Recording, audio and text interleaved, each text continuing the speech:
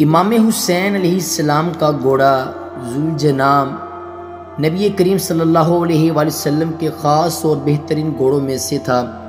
سرور کائنات حضرت محمد مصطفیٰ صلی اللہ علیہ وآلہ وسلم کی استبل میں 26 گھوڑے ایسے تھے جو اعلیٰ صفات رکھتے تھے۔ انہیں نبی پاک صلی اللہ علیہ وآلہ وسلم نے مختلف نام اور القابات عطا فرمائے تھے۔ ان 26 گھوڑوں میں سے کربلا کے میدان میں 4 گھوڑے جن کے نام مرتجز، ذوالجناح، عقاب اور میمون تھے، اہل بات اطہار کے پاس تھے۔ کئی مورخین کے مطابق مرتجز ہی ذوالجناح تھا جس کو نبی کریم صلی اللہ علیہ وآلہ وسلم نے پالا تھا۔ اس کے غیر معمولی جسامت اور مختلف خاصیتوں کی وجہ سے نبی کریم صلی اللہ علیہ وآلہ وسلم نے اسے ذوالجناح کا لقب عطا فرمایا تھا، یعنی پروں والا۔ ذوالجناح کی پیشانی پر ایک چمکدار ابھار تھا۔ اس طرح کے گھوڑے حضرت سلیمان علیہ السلام کے پاس ہوا کرتے تھے جن کے ماتھے چمکدار اور ابھرے ہوئے تھے، اور ان کے پر بھی تھے جن کی وجہ سے یہ پرواز کرنے کی صلاحیت رکھتے تھے۔ ذوالجناح کی نسبت امام حسین علیہ السلام سے جڑی تھی اور یہ امام حسین علیہ السلام کا خاص گھوڑا تھا۔ امام حسین علیہ السلام بچپن ہی سے ذوالجناح پر سواری فرمایا کرتے تھے اور اس سے خصوصی محبت رکھتے تھے۔ ذوالجناح بھی امام حسین علیہ السلام سے خاص عقیدت اور محبت رکھتا تھا اور امام حسین علیہ السلام کی ہر بات کو سمجھتا تھا۔ دوستو، جب کربلا کے میدان میں آقا دو جہان حضرت محمد مصطفیٰ صلی اللہ علیہ وآلہ وسلم کے پیارے نواسے کو شہید کیا گیا تو ہر طرف قیامت چھا گئی۔ یزیدی فوجوں نے آل رسول پر ظلم و ستم کی انتہا کرتے ہوئے انہیں شہید کیا تھا، اور کربلا کے میدان میں اہل بیت کے مقدس جسم خون میں لت پت پڑے تھے۔ اس دوران ذوالجناح تمام شہیدوں کی لاشوں کے گرد چکر لگا کر امام حسین علیہ السلام کے جسم مبارک کے قریب آ کر رک گیا اور اپنی پیشانی کو امام حسین علیہ السلام کے خون سے لال کرنے لگا۔ امام حسین علیہ السلام کے جسد اقدس کو خون میں لت پت دیکھ کر ذوالجناح کی آنکھوں سے آنسو نکل آئے، اور پھر ذوالجناح نے اس قدر زور سے زمین پر پاؤں پٹکنا کہ تمام بیابان گونج اٹھے۔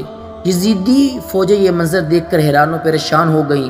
اس دوران عمر سعد ملعون کی نظر ذوالجناح پر پڑی تو یہ اپنے ساتھیوں سے کہنے لگا کہ اس گھوڑے کو پکڑ کر میرے پاس لے آؤ۔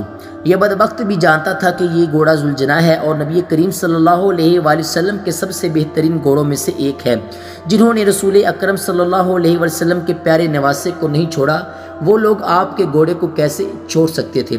عمر سعد ملعون کی ساتھی جب ذوالجناح کو پکڑنے کے لیے اس کے قریب آئے تو اس نے ٹانگیں مار کر اپنا دفاع کیا۔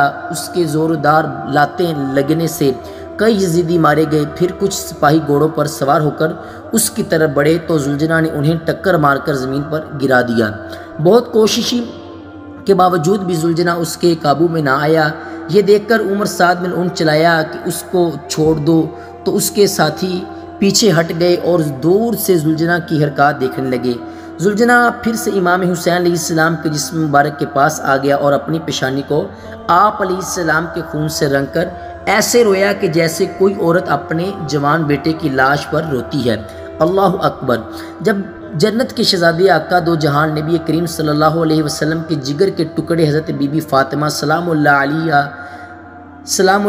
کی بانکھوں کے تارے، شیر خدا حضرت علی کرم اللہ وجہہ الکریم کی فریاد کربلا کے میدان میں انتہائی بے دردی سے شہید کیے گئے تو اس وقت ایسا قیامت خیز منظر تھا جو لفظوں میں کبھی بیان نہیں کیا جا سکتا۔ چرند پرند سے لے کر ہر چیز افسردہ اور غمگین ہو گئی، ہر طرف خون کی سرخی پھیل گئی۔ کوئی پتھر بھی اٹھایا جاتا تو اس سے تازہ خون ٹپکنے لگتا، یہاں تک کہ 3 دن تک آسمان بالکل سرخ رہا اور ایسا لگتا تھا کہ اب خون کی بارش برسنے لگے گا۔ ایک جانور ہوتے ہوئے بھی ذوالجناح آل رسول کا بہتا ہوا خون نہ دیکھ سکا، مگر بدبخت یزیدی فوج انسان ہو کر بھی درندے بنے رہے۔ ان کو ذرا برابر بھی شرم نہیں آئی کہ جس نبی کریم صلی اللہ علیہ وسلم کا کلمہ پڑھتے ہیں اسی نبی کی آنکھوں کے تاروں کو بے دردی سے شہید کر دیا اور امام حسین علیہ السلام کا سر مبارک کاٹ کر اسے نیزے پر لٹکا کر کوفہ کی گلیوں بازاروں میں گھمایا گیا۔ امام حسین علیہ السلام کے سر مبارک سے قرآن کریم کی تلاوت کی آواز آتی رہی، پر ظالموں کو ترس نہ آیا، خاندان رسول کی بیٹیوں کے سروں سے دوپٹے کھینچ کر بے حرمتی کی گئی، انہیں کوفہ کے بازاروں میں گھمایا گیا۔